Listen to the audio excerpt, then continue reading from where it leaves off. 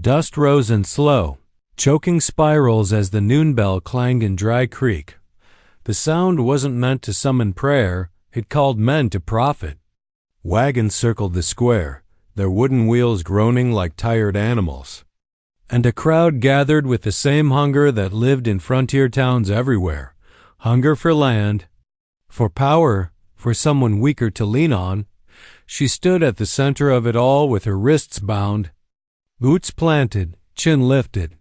The rope burned her skin, but she refused to bow her head. They had dragged her from her boarding room that morning, accusing her of unpaid debts she knew she did not owe. Everyone in town knew the truth, too. She had refused the advances of Silas Crow, the man who now stood smiling beside the auctioneer. Had tipped low, eyes slick with victory. Property seized under lawful claim, the auctioneer barked. Voice too loud, too eager. Highest bidder takes responsibility. Responsibility. That was the word they used when they meant ownership. She scanned the crowd. Some faces looked away. Others watched with interest, calculating what a woman alone might fetch. Her hand curled around the small blade hidden in her sleeve, more comfort than weapon. If anyone reached for her, she would not go quietly. Then the Apache warrior appeared. He did not shove his way forward. He did not raise his voice. He stepped from the edge of the crowd as if he had been there all along, tall and steady, dark hair bound neatly at his shoulders. His clothes were plain but well kept, his presence calm in a square buzzing with cruelty. A murmur passed through the onlookers, fear mixed with judgment. The kind born of ignorance. Silas Crow smirked. Didn't know we let savages bid in Dry Creek.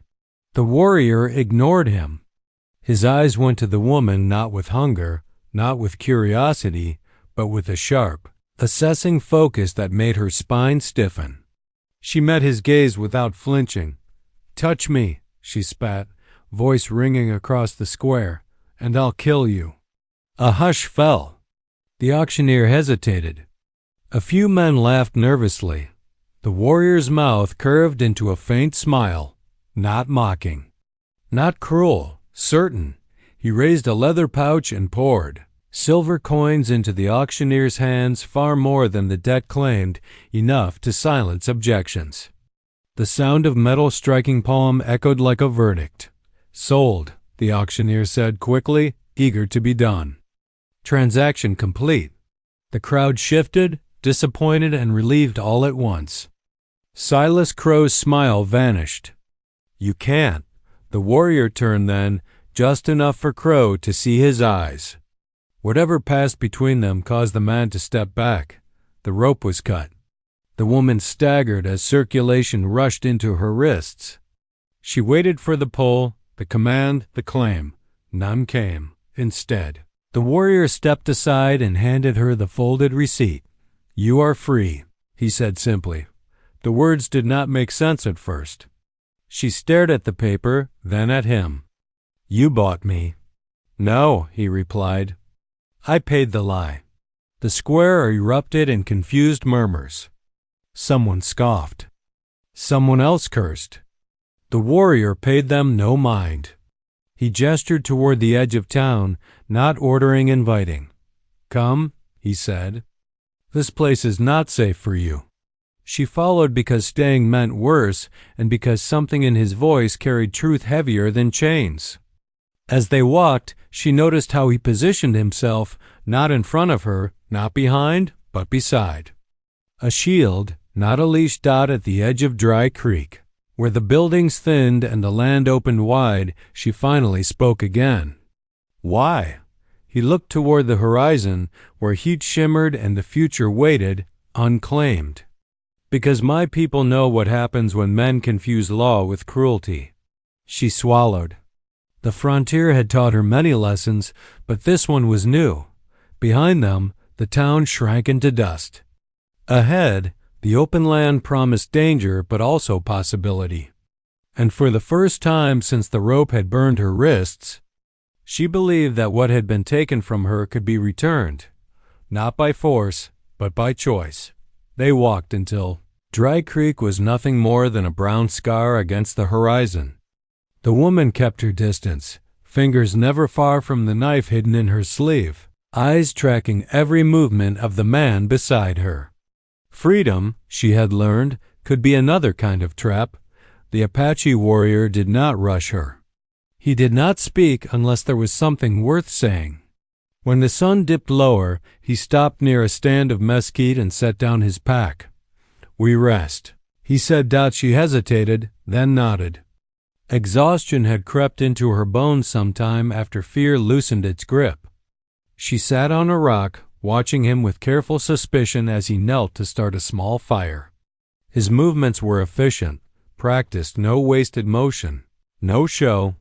"You still haven't told me your name," she said. "In my language, names are earned," he replied. "For now you may call me Taza." She snorted softly. "That your earned name or the one you give strangers?" A corner of his mouth lifted. "The second." She accepted that answer more easily than she expected. As the fire caught, he passed her a canteen. She checked it first, then drank. The water was cool and clean. Another mark in his favor, though she refused to let her guard down. "I've seen men smile like you did today," she said after a while. "Right before they take something." He fed a stick into the flames. "Then you have seen bad men. And you expect me to believe you're different?" "No," he said calmly. "I expect you to decide." The words unsettled her more than threats would have. Choice had been a rare thing in her life, spoken of, promised, then stolen back when it suited someone else. She held up the receipt he had given her. "This paper says you paid for me." "It says I paid a debt," he corrected. The debt was false. The law there was not. She frowned. "You think the law matters out here?" "It should," Taza said. "But when it does not, a person must decide which rules to follow." He reached into his pack and removed a small bundle wrapped in cloth. Slowly, deliberately, he unwrapped it to reveal a carved wooden symbol, worn smooth with age. "This belonged to my father," he said. "It reminds me that strength without restraint is only another kind of weakness." She studied the carving, then his face. "So this is about honor?" "Yes." "And what if your honor had told you to walk away?" "Then I would have," he answered without hesitation. The fire crackled between them. Somewhere in the distance, a hawk cried. She realized her shoulders had eased, just a fraction. "My name is Clara," she said finally. "I kept books for the trading post in Dry Creek. That's how I know the debt was a lie." Taza inclined his head, acknowledging the gift of her name. "Then you know numbers, records." "I know truth when I see it," she said. "And when it's being buried." He met her gaze. "Good. Truth is lighter to carry when it is shared." Night settled in fully then, stars spreading across the sky like scattered salt. Clara pulled her coat tighter. Without comment, Taza shifted so the fire's warmth reached her better, still careful not to crowd her space. "You don't look at me like the others did," she said quietly. "How did they look at you?" "Like I was a thing they could own," she replied. "Or break." Taza's jaw tightened. "Among my people, no one is owned. Even prisoners are treated with dignity. Without that, we lose ourselves." She let out a breath she hadn't known she was holding. The frontier had taught her to expect the worst. Tonight, she was learning another lesson, that sometimes decency survived even where law did not. "What happens now?" she asked. "At dawn, I will escort you to the river crossing," he said. "From there, you may go wherever you choose." "And if I choose to stay with you?" "Then you stay," he said simply, "until you choose otherwise." The fire burned low. Clara lay back on her bedroll, eyes on the stars, mind turning. She did not trust easily. But for the first time since the rope had bitten into her wrists, fear was no longer the loudest thing inside her, respect was, and she suspected that whatever road lay ahead, it would be one she walked, not one she was dragged down. Dawn broke over the horizon in streaks of gold and crimson, painting the desert plains like a canvas no painter could capture fully. Clara rose from her makeshift bedroll, stiff and sore from the long day's travel, and found Taza already awake, adjusting the straps of his pack. His movements were quiet, deliberate, the kind that spoke of a life lived under discipline and respect for the land. "Morning," she said cautiously, brushing dust from her skirt. Her voice still carried the sharp edge of habit survival demanded it. "Morning," he replied, offering her a small nod. No unnecessary words, no false comfort, just acknowledgement. They set off again, the trail winding through mesquite groves and dry creek beds. Clara's eyes flicked constantly across the landscape, noting landmarks, the shape of the hills, and the telltale signs of animal tracks. Taza walked beside her, sometimes pausing to show her how to read the ground, how the bending of a branch or the disturbed soil could reveal hidden water or the path of a predator. "You watch too much for danger," he said, almost gently, as he demonstrated how to identify edible plants. "The land provides if you learn to see it." "I've had to watch for danger all my life," Clara replied, hesitating. "I'm not sure I know how to just trust." "Trust is learned," Taza said, "not given." By midday, they reached a small spring tucked into a rocky outcropping. Clara knelt to refill her canteen, the cool water refreshing against the dry heat of the plains. Taza remained alert, eyes scanning the horizon, but his movements remained relaxed. Here, in the openness of the land, she felt her tension begin to loosen as they rested.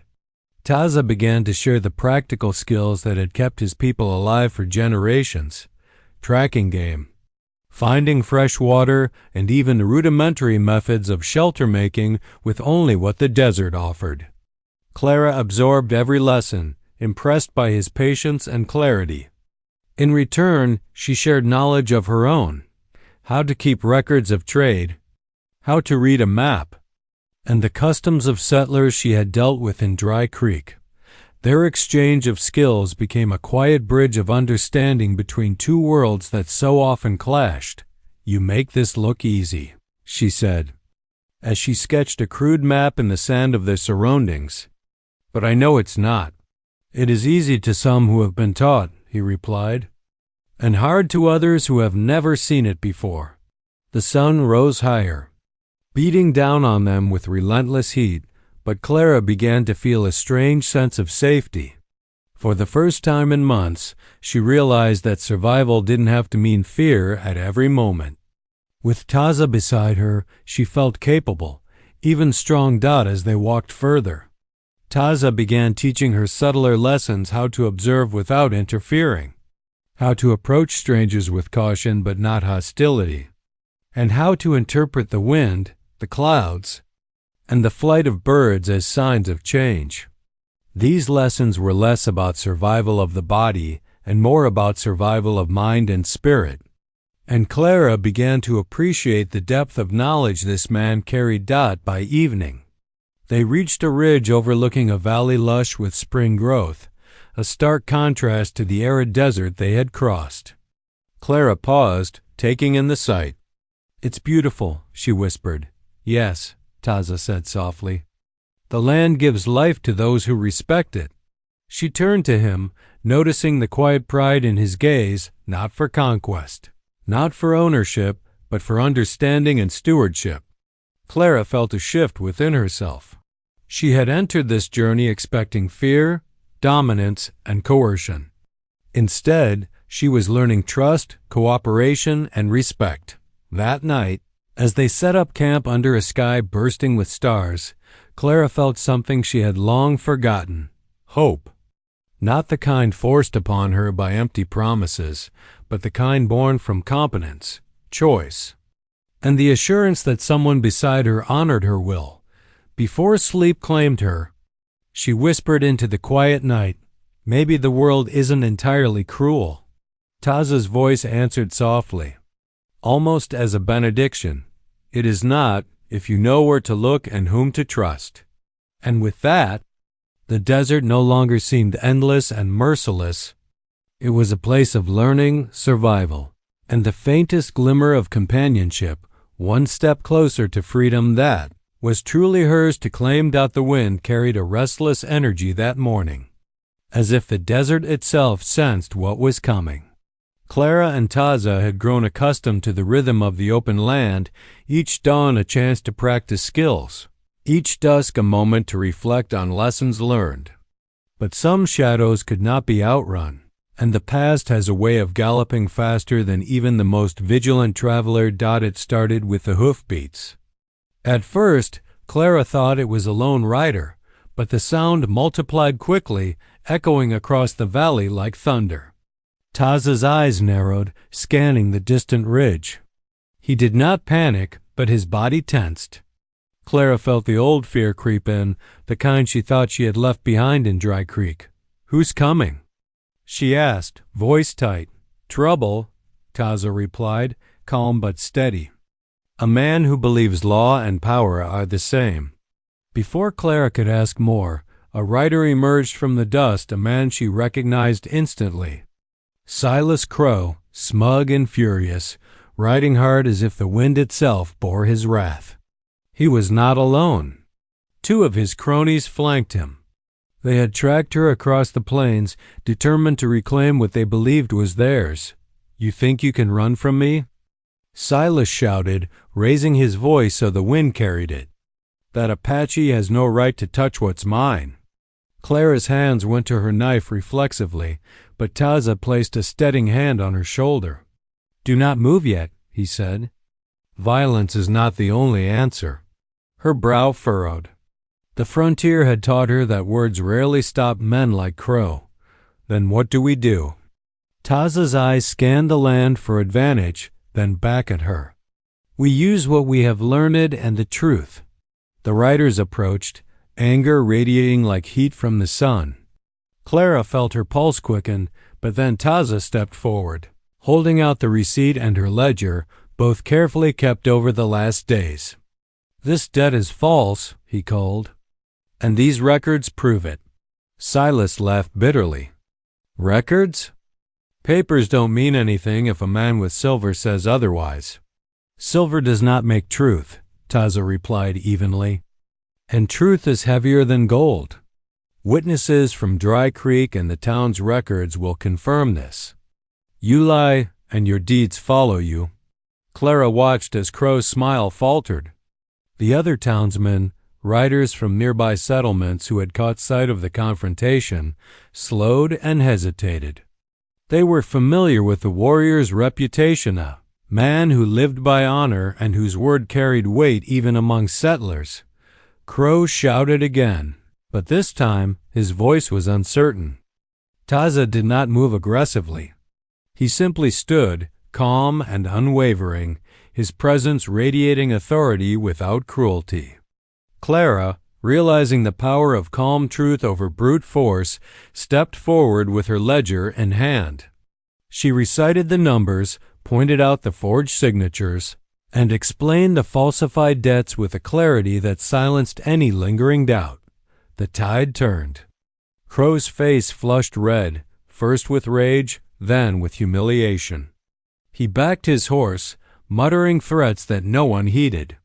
By the time the dust settled, he and his men had turned back toward Dry Creek, defeated not by swords or guns, but by facts, evidence, and courage. Clara exhaled deeply, feeling the tight knot in her chest finally loosen. "I never thought," she began, her voice trembling. "I never thought truth could win." Taza smiled, a rare, quiet expression that softened the harsh lines of his face. "Truth carries its own strength," he said. "Violence is easier, but it leaves scars. Justice leaves lessons." As they continued their journey, Clara felt a new understanding settle over her. The frontier was harsh, yes, but it was not lawless when people remembered what honor and respect meant. And she realized that survival was not just about guarding her body, it was about guarding her mind. Her choices, and her voice. That night, as the fire crackled and stars emerged one by one, Clara looked at Taza and said softly, "I think I'm beginning to understand your people, and why you act the way you do." "You are learning," he replied, "and tomorrow you will learn more." For the first time, the past no longer threatened to control her. She had faced it, confronted it with courage and knowledge, and come through stronger. And for the first time in a long time, she felt the horizon was truly hers to follow. The morning sun rose over the plains with a gentle warmth, painting the landscape in soft gold. Clara stood at the edge of a rocky bluff, looking out over the valley that had become both their classroom and their refuge. The journey had changed her. Gone was the raw fear that had gripped her in Dry Creek, replaced by a cautious confidence she had never known. Each skill Taza had taught her, each lesson about survival and respect for the land, had strengthened her, not just in body, but in mind and spirit. Tazia approached quietly, as if he had known she needed this moment to herself. "We are near the river crossing," he said, his voice steady. "From here, your path is yours to choose." Clara turned to him, the wind tugging at her hair, and looked into the eyes that had been both her shield and her guide. "I know," she replied, her voice firm. "And I've been thinking. I've never had the chance to truly choose anything for myself." He studied her, waiting patiently. "Then choose," he said simply. The memory of Dry Creek, the auction, the rope biting her wrists, Silas Crow's threats flashed before her eyes. She thought of how she had survived not by hiding or submitting, but by learning, observing, and using truth as her weapon.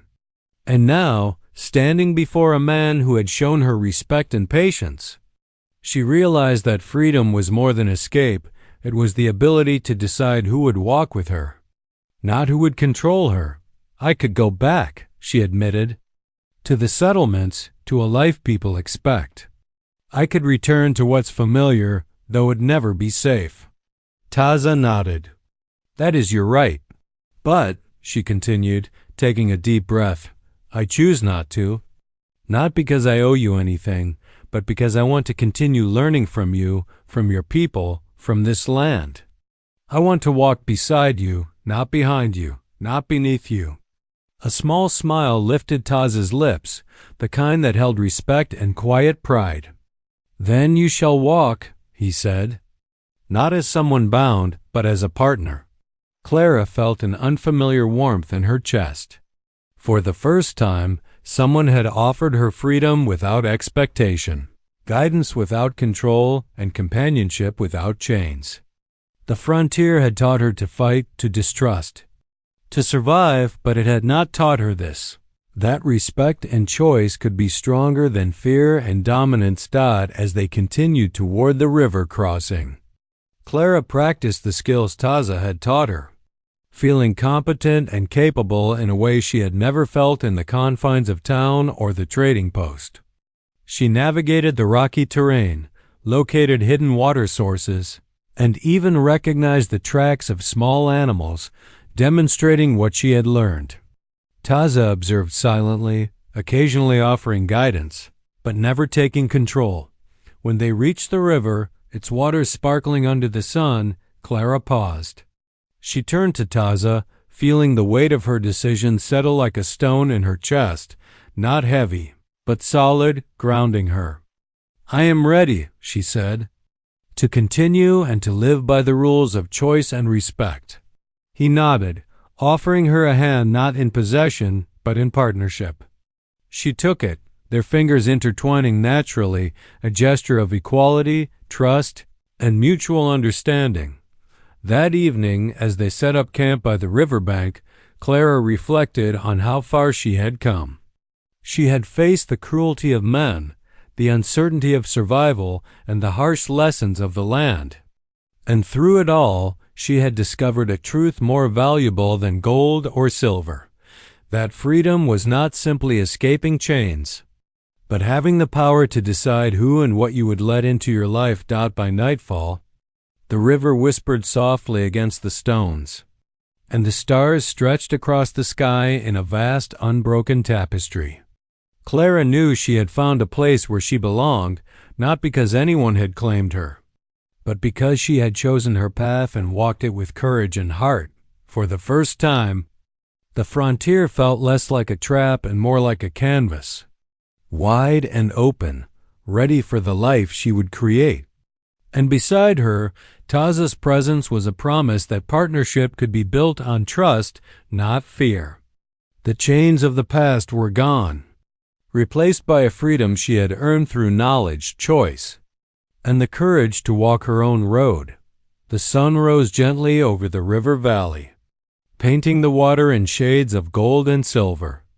Clara stirred in her bedroll, stretching limbs that had grown stronger with each mile traveled, each lesson learned.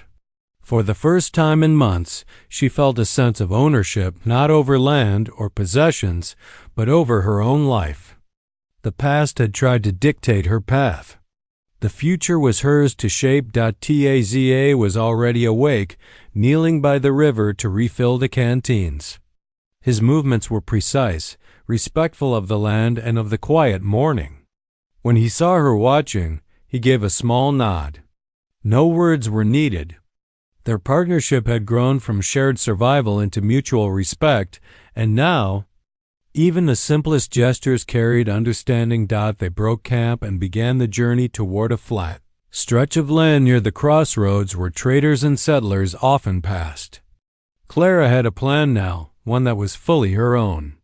The skills Taza had taught her, tracking, water finding, reading the land, would not only ensure her survival but allow her to thrive. She intended to open a trading post that welcomed both settlers and the Apache tribe, bridging two worlds that rarely understood one another.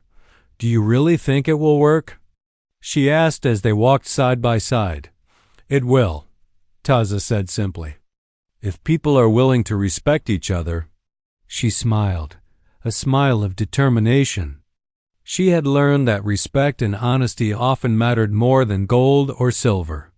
Her ledger, carefully kept and now filled with more than debts notes on trade, crops, and skills, was proof of her new life and newfound confidence. The site they chose for the trading post was perfect, near water. Easy access to the main trail, yet secluded enough for privacy and safety. Clara worked tirelessly, erecting a modest building of wood and stone with Taza's guidance.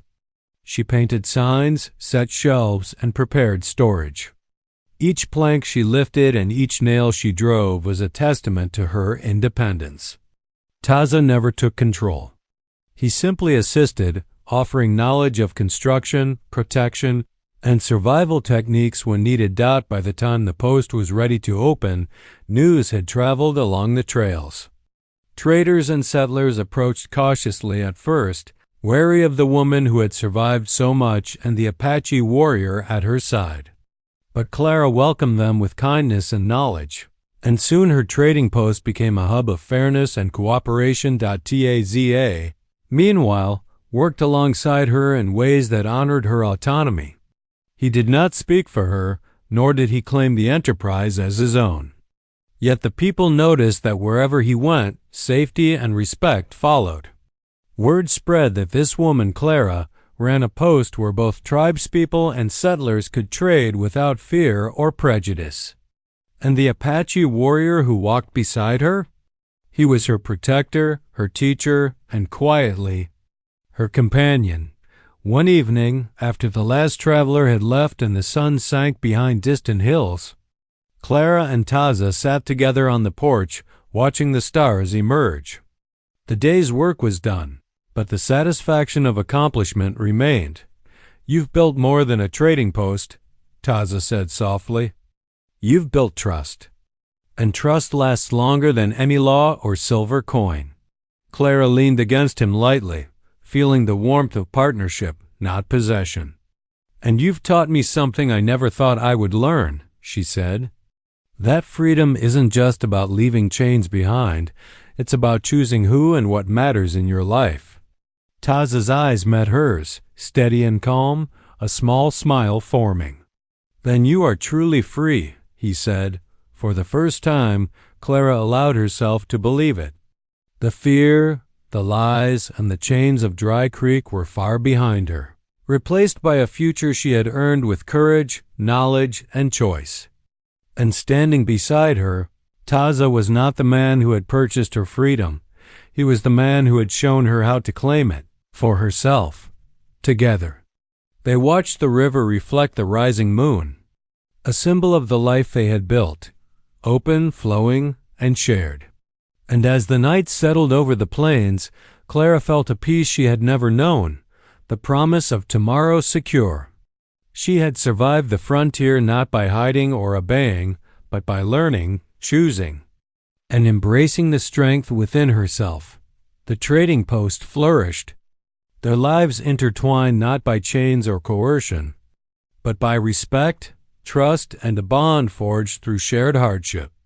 And in the vast openness of the Wild West, Clara and Taza discovered that love, like the land, was best when earned, honored, and free. Happy ending.